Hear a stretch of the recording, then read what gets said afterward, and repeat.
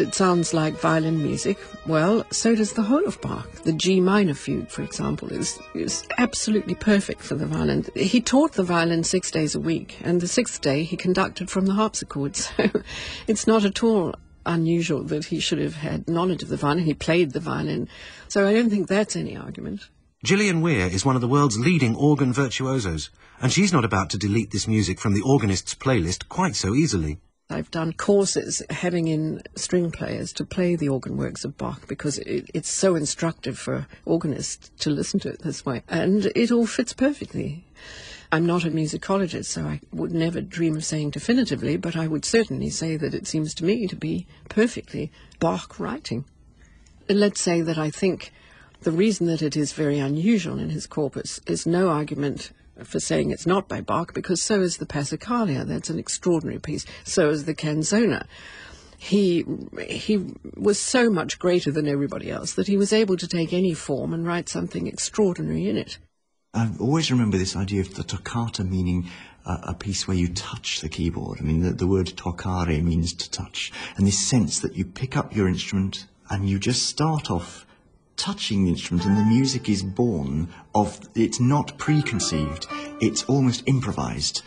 That opening, ta-da-dee-dee-da-dum-pum, it's as if the organist just thought of it, just at that moment. So Bach or whoever got the guy to start pumping the organ and then played that, and everyone's heart stopped. You know, there's something so immediate about this that in a way it doesn't matter what instrument it's on.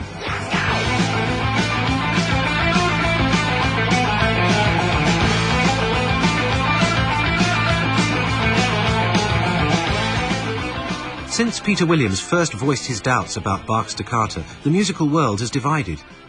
Academics on both sides of the debate have searched the sources, examined the music, and found plenty of evidence which proves that Bach didn't write this piece.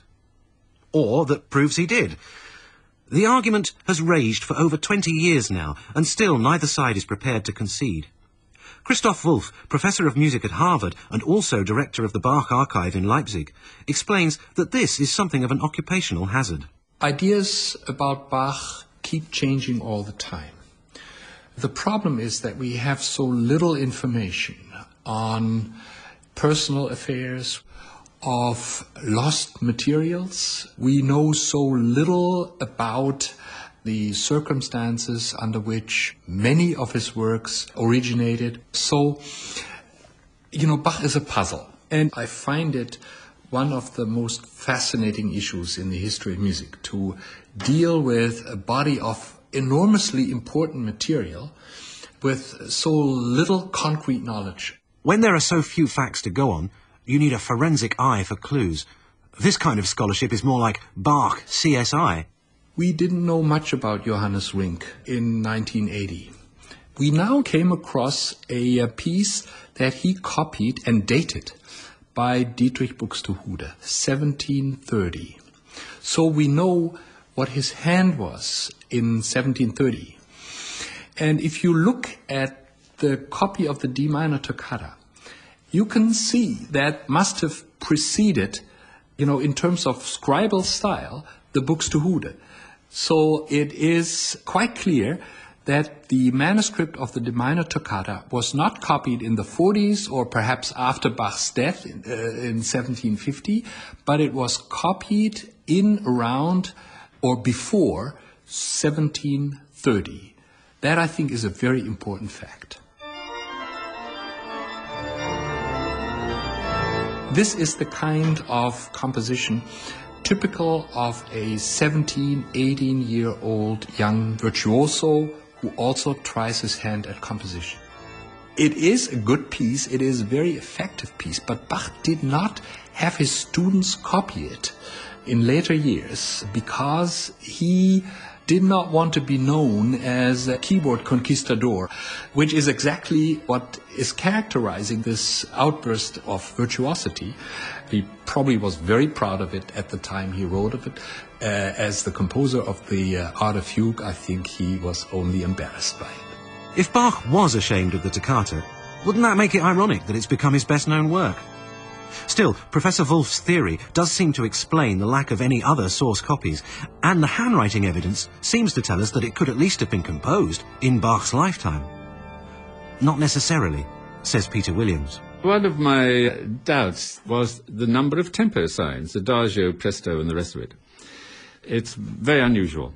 In fact, frankly, such a frequency, it doesn't exist anywhere else in Bach, except one or two early works of an Italian nature.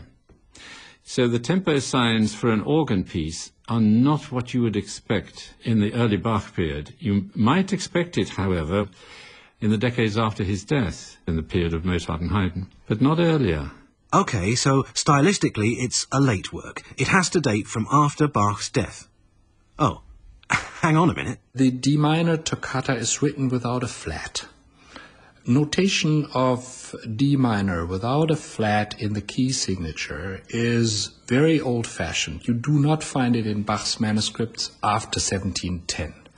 In the 17th century, all the time. Peter Williams actually suggests that the piece is a very late piece. Why should it be notated, with the 17th century feature? It's one of those interesting cases where as soon as you find an argument, you find a counter-argument, and then you find a counter-counter-argument. And at the end of the day, you just wonder exactly what you've made. Well, yes. Perhaps the only thing we can say for sure about the toccata is that whoever wrote it, and when, this is fantastic music. We can all agree on that, can't we? This is maybe an experimental work of his, trying a style of writing which he maybe didn't later pursue. It maybe was a style which didn't appeal to the more intellectual side, the contrapuntal side. It's not as complex as some of the others. The B minor fugue, for example, perhaps that's my favourite. The thrill of the way the tension builds up is amazing, and the D minor doesn't have that kind of thing. It's clearly a work of less maturity, but for exuberance, it pretty much wins.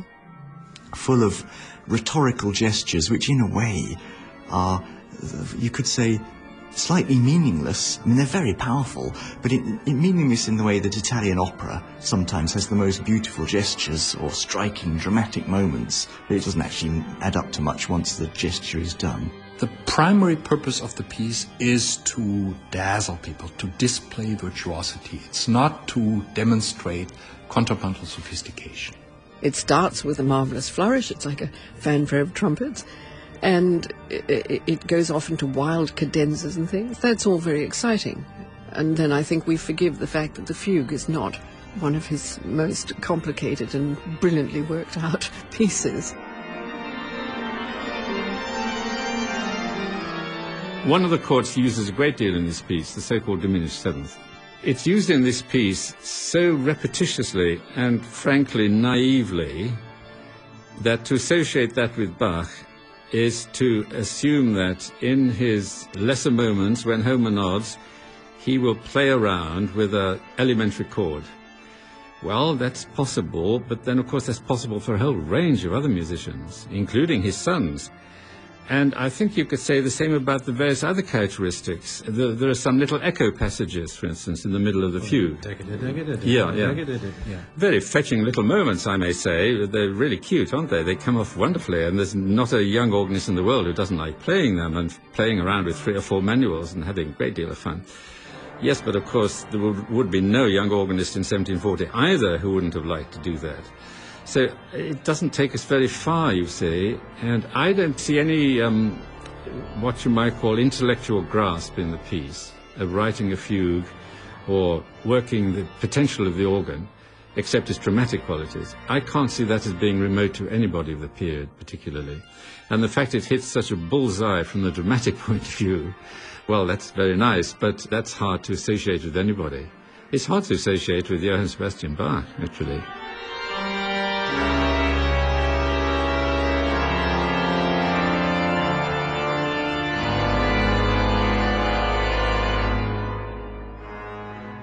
I'm beginning to wonder if we're not missing the point a bit here. OK, it seems at least possible that Bach is not the composer, that it might not be for organ or even originally in D minor. But does it all really matter? Surely it's still the same great piece of music we all know and love.